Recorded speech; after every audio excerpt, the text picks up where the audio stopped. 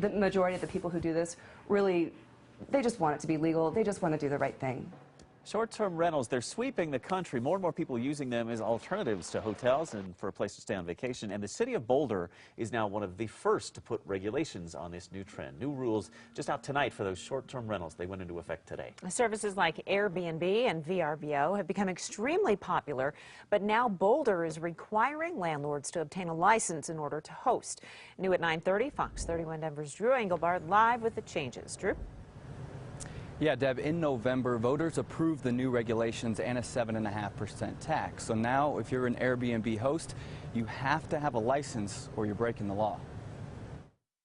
The whole sharing economy is new, and it's going to take cities time to catch up to it. It's uncharted waters for both cities and hosts throughout the country. The city received a great deal of positive feedback about this from homeowners and from prospective users. And Boulder is trying to stay ahead of the game as voters approve the new regulations. We know there's been an increase in short-term rentals in the area, and the purpose of the ordinance is to provide a legal pathway for that to happen. The new rules include a 7.5% tax that matches what hotels pay, a $105 license fee, you must be a homeowner at your primary residence, and there are some safety standards. There are other types of short-term rentals in the community, motels, hotels, and this is an opportunity to be able to provide some equity there. Change is inevitable, but it's not always easy. The money's not a problem. I think what the problem is just how accelerated it is right now. It's a quick turnaround after the November vote because starting today, would-be landlords who want to rent their property for fewer than 30 days